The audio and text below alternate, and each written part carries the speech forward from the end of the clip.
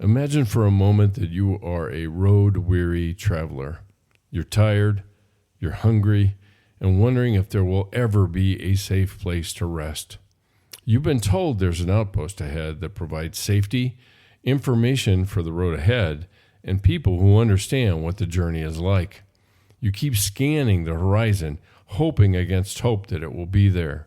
Then, as you come over a rise in the terrain, you suddenly catch a glimpse of it. There it stands, beckoning you to come and find the rest you need. You're moments away from the outpost.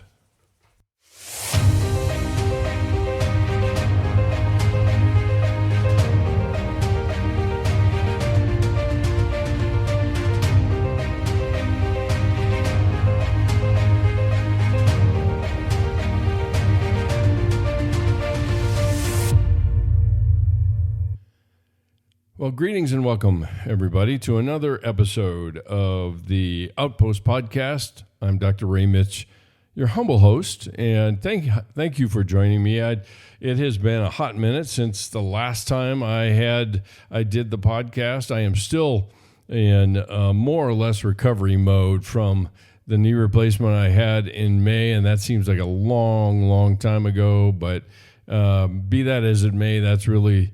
there's long tentacles of that has an impact on scheduling and summers and what gets done and what hasn't gotten done and all the rush to get to into the next school year, which for people that are listening and don't know me, I am a psych professor at Colorado Christian University. I'm the chair of the department, and we have a very robust program of 175 students that are part of the psych program, and we are bracing for impact going into this new year. It is exciting, but it is also a fair amount of trepidation, I think, for most of us going into this.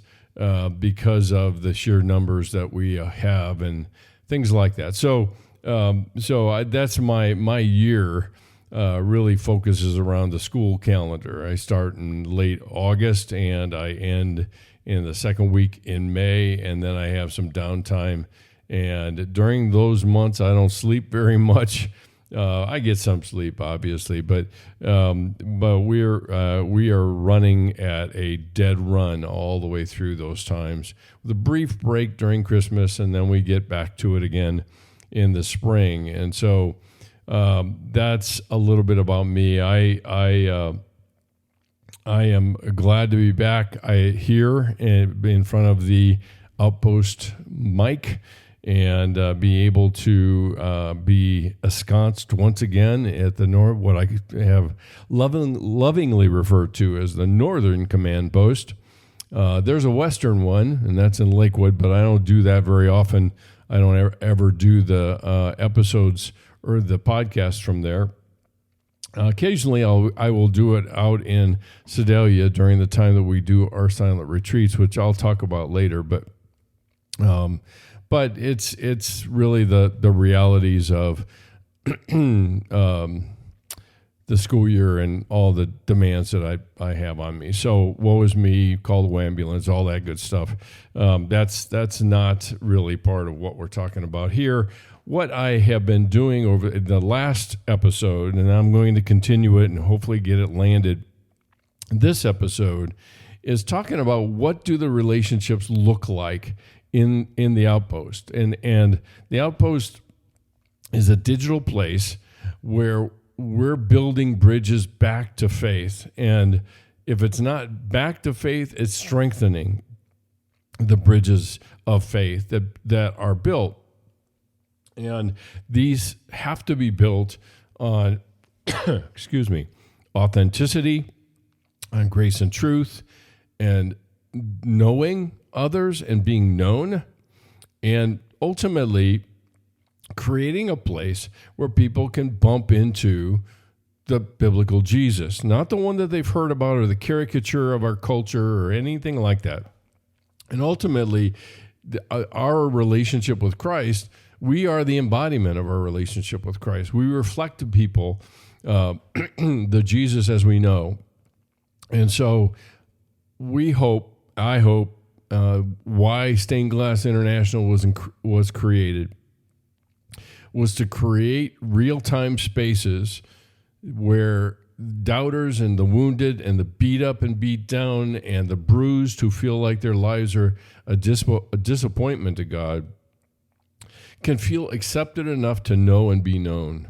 And like I said, have the opportunity to bump into the relevance of what Jesus taught us and what his life showed us, and how are we going to relate as a result. And not only to him, but also to each other. And a lot of times our relationship with each other is an extension of our relationship with ourselves and the internal narratives that we tend to repeat over and over again. I mean, a lot of times what you'll see is somebody reacts to something you say, and you're sure that you said something wrong, and the dirty little secret in there is that you just stumbled onto something that was already in their heads, that they were already rehearsing. See, there's nothing more toxic or poisonous or frustrating, or might I say condemning, to hear somebody outside of me repeat the things that I'm saying inside of me. And that's what is so hard to deal with. And the outposts as they stand, and the larger vision was to create outpost groups, safe places where people could have conversations about life as they are living it, not as it should be, and can live life together, finding a way to journey together and journey with Christ through that. And so that's what a lot of the content has been focused on. And now the predecessor to this podcast was a podcast called The Psych Monologues. And if you're interested and you want to listen to some past episodes, you can do so at sgi-net.org. And under media, you'll find Outpost Media, and you can see the archive of the previous episodes. And I had completed, I think, something like 140 of them. And that started back in 2020 at the height of the pandemic when everything was shut down. So, so what I want to do is I want to continue on where I left off. If you haven't listened to it, then go back and listen to episode 37 about the relationships in the outpost. And like I said, if you listen to the intro, it is a digital place, hopefully a real place, where you can find rest and connection and perspective and provisions for the continuing journey. At this point, it's a digital place. It's our digital home. And outposts, if you think about it, outposts have certain kinds of relationships in them. I mean, if you think about a physical one, and people were journeying, and let's just say that they were in pioneers and they were on the Oregon Trail, and they finally got to a fort that was safe. And the relationships there were, you never knew exactly what you were going to get. And that same thing is true, is what we're trying to accomplish here is to create outposts for the heart. Not physical outposts, but outposts for the heart that want to feed, support, encourage, challenge, all of those things in this place of safety and sanctuary where we can continue to grow, perhaps, and get a better sense of what the next steps of the journey might look like. And that's what the outpost is about. So what I ended talking about last time was different kinds of communities. Now, the thing to keep in mind, even as I launch into this, is oftentimes we think of what kind of community do I want to be a part of, rather than what kind of community do I create? Because that is every bit as important of a question as what kind of community do I want to be a part of. So we've got both of those out there. I'm going to focus right now on the kind of community that we're seeking to become in the digital outpost for now, obviously. And when I started talking about I guess it was probably 2 weeks ago, I launched off of a quote, and the quote was from a guy by the name of Sam Shoemaker, and he was one of the inspirations for the AA movement. And I stumbled upon this, just to give you a little background, I stumbled upon this quote from a friend of mine who's been a very long-time friend, 34 years worth of a friend, and he passed into Abba's embrace in March, and he has left a huge hole in my life as a result. But he showed me this quote, and when he showed it to me and read it to me, I was in tears by the time it was all said and done. And what I want to do is I want to read it to you. Then I'll do a real brief summary of the 3 different communities that I talked about last time. Again, go back and listen to them if you want to know what those are. And then what I want to land on is the one that we're seeking to develop. It's a vision for the kind of community that is uniquely redemptive. And we'll get to that in a second, all right? So here's the quote. And he's talking about the fellowship in the church, and the church is a community. So there's an extension thing here that I want to point to. But he says this: it is creative with imagination about each one in the group or community, and its work as a whole, watching for an authentic new vision coming from any of them. That's the people that are part of the community. And it is expectant, always seeking to offer to God open and believing hearts and minds through which he can carry out his will, either in the sometimes startling miracles he gives, or in steady purposeful purpose through long stretches where there is no special quote-unquote opening. It may fairly be said, and this is the punchline, it may fairly be said that unless one enmeshes himself in this redemptive fellowship of this kind of community, he lessens his chances of steady growth and effectiveness in his Christian life and experience.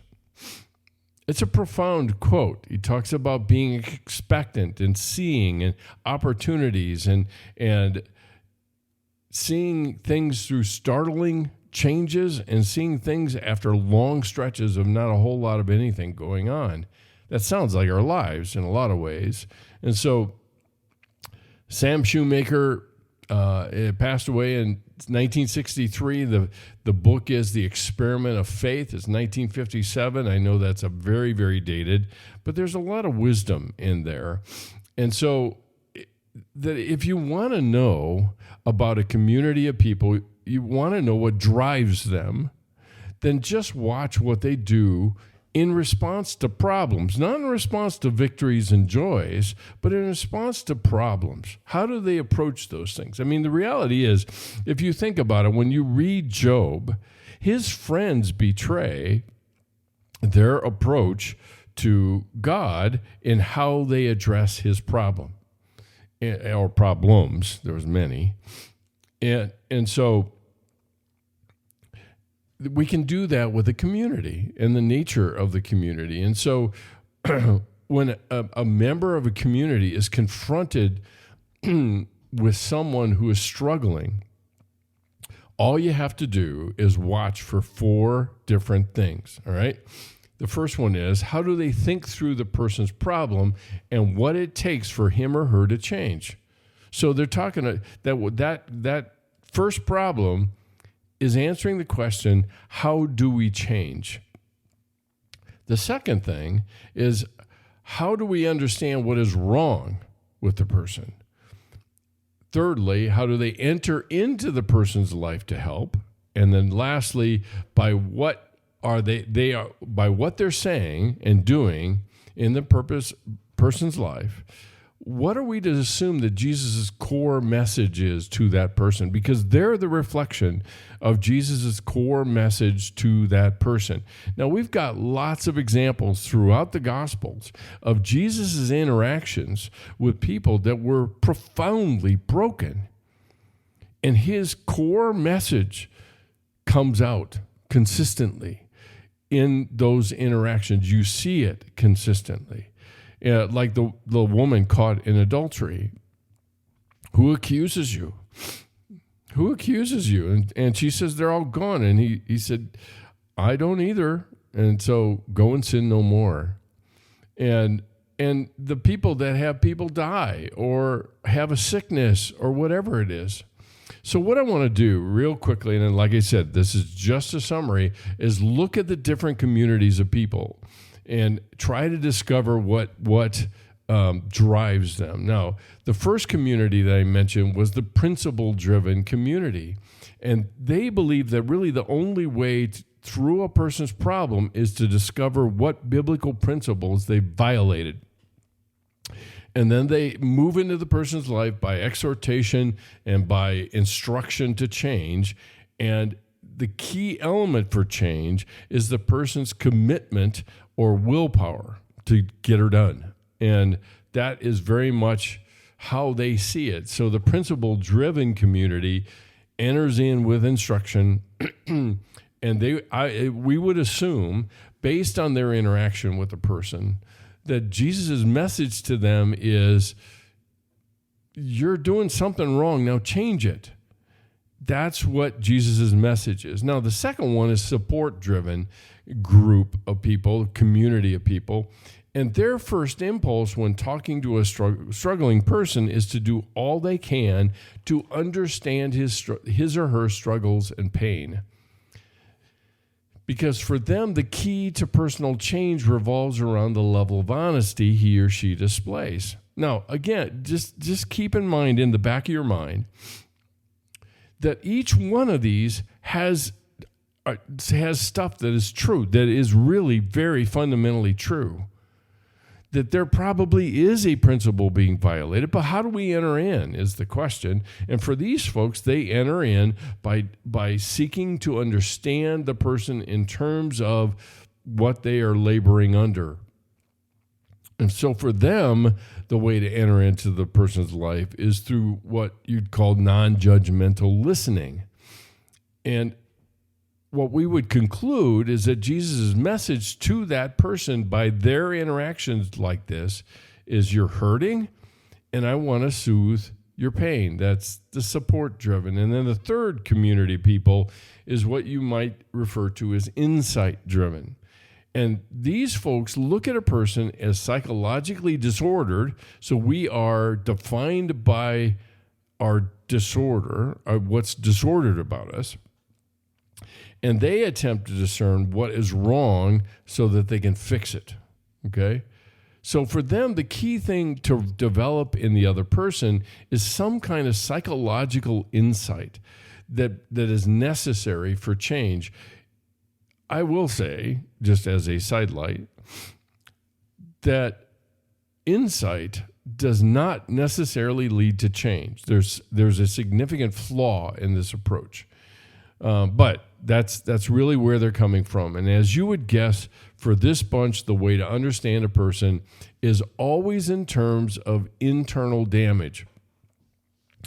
And they attempt to help by directing toward helping and uncovering the damage that has happened and interpret what went wrong, develop the insight and say, now go forth. And really, their core message, or Jesus's core message to the person, based on how they interact. Now remember, this is concluded, this is not stated, but their core message is Jesus saying, you're disordered, now develop the necessary insight and motivation to change it and do that, okay? So all of these communities, if you will, all have something about them that is extremely useful and right on the money. They are all that way. And the question is how do we combine the best of them and let go or jettison that which is not very good? And so there are a couple questions here. One is, how do we move away from a principle-driven community without losing our moral anchor? Okay. The second thing is, how do we move beyond the support-driven without losing kindness and listening and acceptance? And then finally, how can we move beyond the insight-driven without losing an awareness of the complexity and depth of the human soul? Because we are not reduced to our brain and our body. We are much, much more than that, clearly. And so the way to go about that, and the thing that I want to make a pitch for, is that what moves beyond any of these communities is to seek to become what I call a redemptive community. Maintaining morality, maintaining supportiveness, and maintaining kindness and acceptance. And that's what I want to highlight here in this last time. The reference to this community is grounded in the quote that I mentioned at the very beginning. From that quote, it says, there are, I should say, 4 elements of a redemptive community. It is personal, with things happening between people as well as to and in them. It is compassionate, always eager to help. It is observant but not judgmental toward others. And it breathes out hope and concern in creativity and with imagination about each person in the group and as a whole. And they're always watching for an authentic new version coming from any of them. And then finally, it's expectant. It's always seeking to offer to God open and believing hearts and minds through which he can work out his will, whether through miracles or whether through long obedience in one direction. And so that's the starting point of the redemptive community that we seek to develop. I think we all want to have that kind of community. And the bigger issue, I think, again, like I said before, is what kind of community do I create when I interact with people? What kind of I can find out very quickly what somebody's approach to life is when I have a problem. I'm frustrated about something or whatever, and their first impulse will tell me how they see how life is to be lived. Their philosophy shows. And so the core element of change, using you talked about earlier, the core element of change exists in the relationships between the people of the community as they pursue to pursue God together and to live life together, fighting for one another's hearts. And so that's the core element of change. It's in the relationships that we create and we develop, not based on what we can know, but the basis on both experience and knowledge. See, the thing is that I think a lot of people don't realize is that knowledge, or to know in Scripture, is way more than the mastery of content. It also includes an experience of.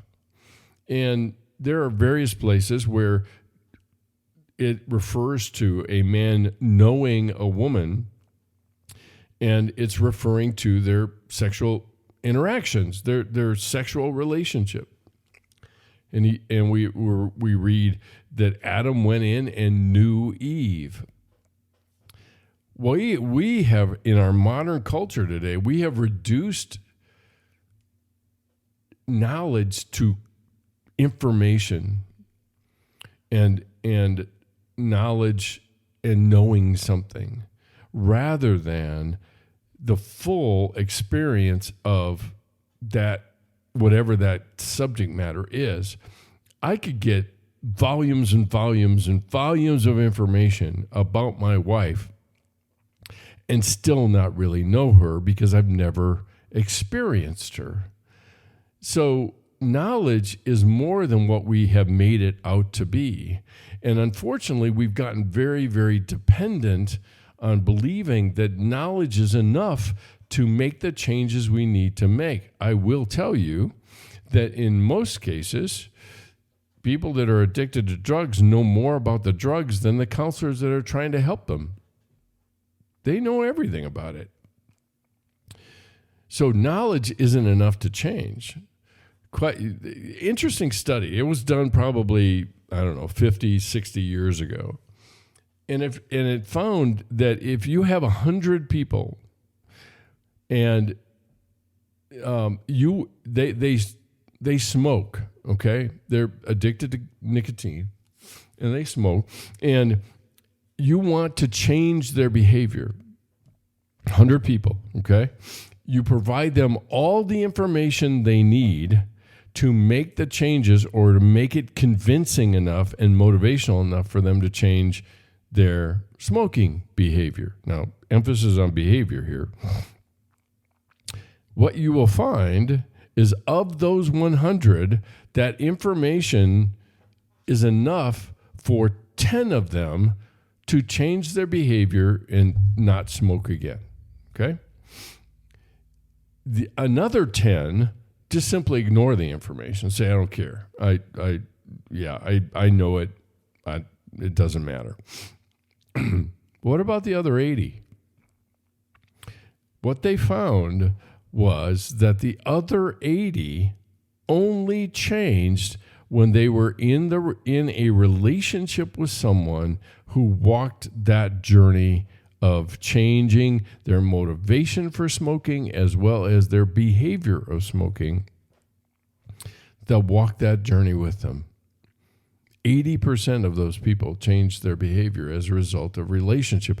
That is exactly why so much of the support ministries or the recovery ministries in churches and things like that, AA, of course, they work because it provides a context for change. No, it doesn't work on everybody. And not everybody presents themselves to be part of that kind of opportunity, but it does provide the context for that. And so this community understands the person in terms of the vision for what they can become rather than where they are. Because the thing I say all the time, and I think my students probably get kind of tired of hearing me say it, but I was blessed to have Brennan Manning as a spiritual director and a mentor. And he would say all the time that the challenge of faith rests in our willingness to trust that God loves us as we are, not as we should be, because we are never going to be what we should be. That is what a community like this is about. They see each other with the eyes of Jesus. And in doing so, they're not sidestepping issues. Jesus didn't. He didn't with the woman that was caught in adultery.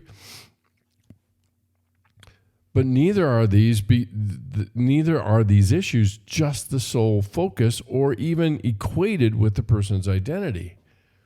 Because the core means of helping a person rests in the nature of the relationships between each other, their relationship with Christ, and ultimately their relationship with themselves. We're the only being in the universe that can actually have a relationship with myself, which is weird, right? Because myself, we use that word all the time, right? But what's the self that I'm relating to? And if you were to listen to the internal narrative you have with yourself, it's little wonder that we are motivated and we do the things the way we do, because often it shows that way. So it's in the relationships. It's in the process of relating that we learn something about the heart of Jesus and the heart of our Abba. And therefore, the emphasis of teaching and conversations and mentoring are all geared toward answering the questions, how is your heart and how are you relating? And there is a keen development of sight for the new heart that is given to each believer, rather than being defined by the old heart that Paul refers to in Romans 7, where there's a war. And we end up defining ourselves by the old heart rather than the new one that we have been given. And so in this community, the core message of Jesus to the person is, you're mine, and I sing over you every time I see you. You're free to walk in grace and truth. You know, it's one thing to believe that God loves me. It's quite another to believe that he actually likes me. And I would suggest to you that this community of people is composed of the kind of people that combine all the best characteristics of those other communities that I mentioned earlier.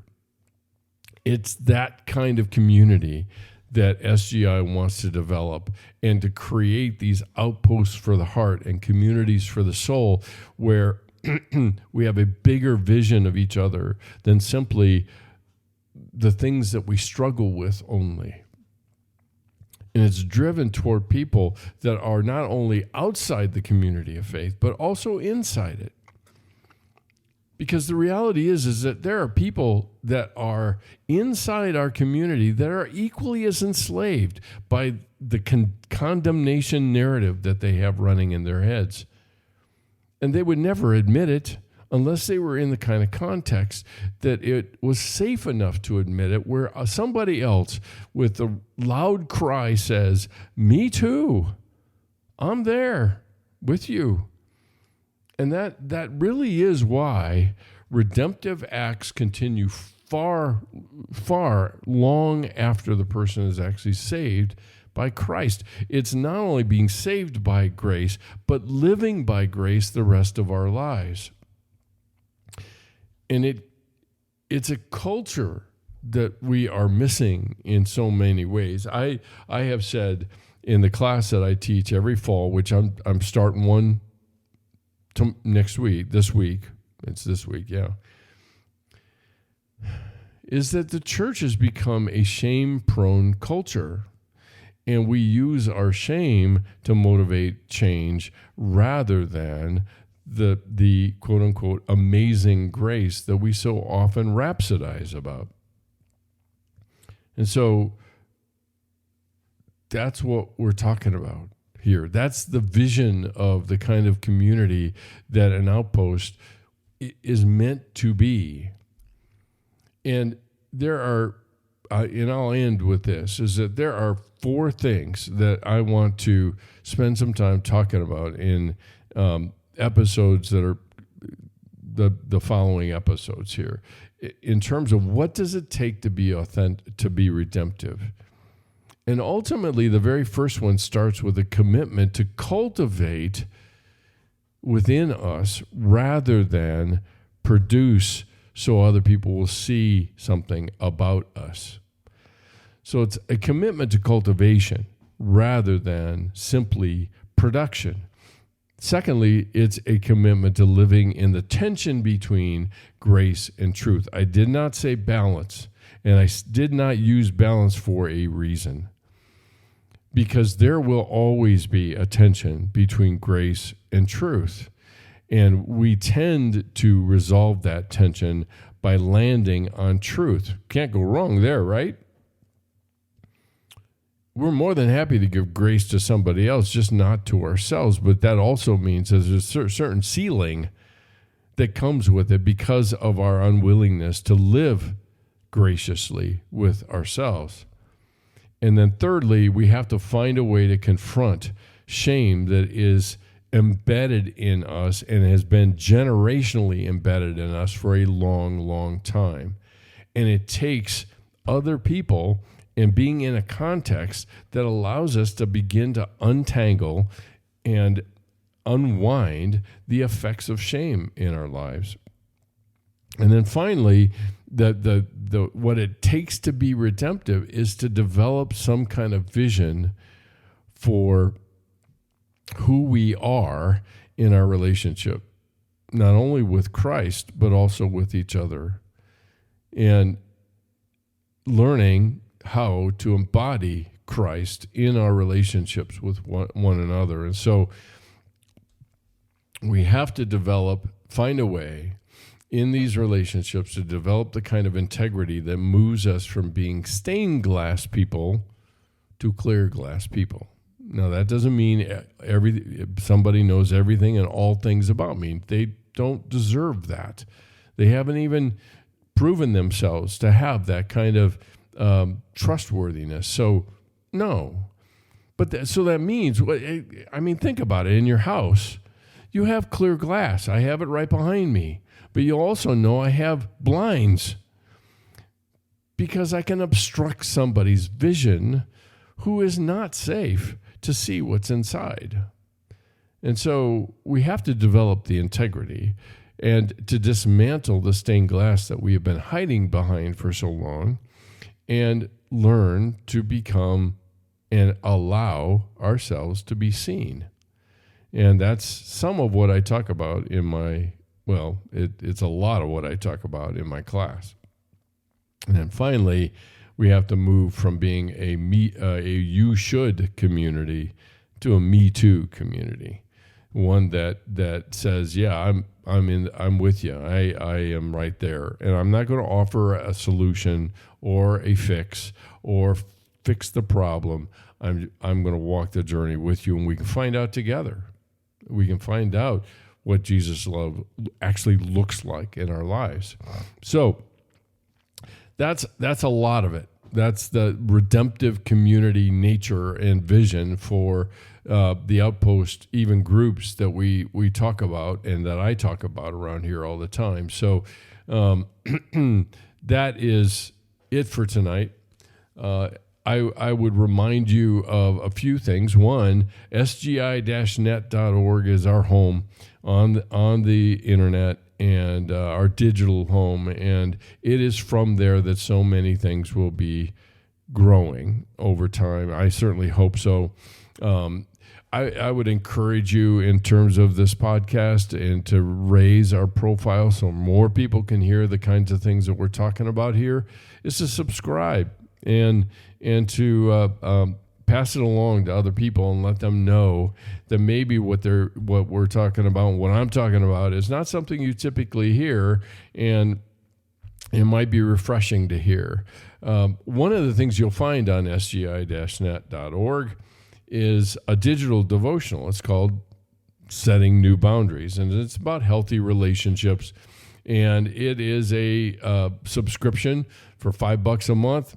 It's less than the cost of a latte to get a weekly devotional about healthy relationships, whether I'm trying to figure out why I don't have them or how do I maintain them. It's all contained in those devotions that you will get week in and week out. And you can continue as long as you want, and there's a annual cost for that as well. All of that flows into supporting the mission and vision for SGI. Let me just say that. It's Stained Glass International. That's what it's there for. So the other thing I'd mention, and I don't think that people that the word really has gotten out, but I do a second podcast. It is less programmatic and less didactic. It's called Unscripted. And the subtitle for it is The Collected Wisdom of Life, Living, and Sorrow. And like I mentioned earlier, I suffered a significant loss in March, and I'm still processing it. And it really is a look inside what the grieving process looks like, because I'm going through it, and I take the time just to describe and talk a little bit about what my experience is like. I'm not saying mine's representative of anybody else, but it gives you a little bit of an idea of that as well. The other thing you will find on the website is my new book. It came out in January. It's called The Seasons of Grief. And it tells two people's story of how they go through the grief process themselves, using and seeing grief in terms of seasons rather than seeing it in terms of stages, which I don't think is really all that helpful. So you can follow us on social media. We're on Instagram, Facebook, and LinkedIn. Facebook is under my name, Ray.Mitsch, M-I-T-S-C-H, and LinkedIn at drmitch. And wherever you listen to podcasts, you can find us.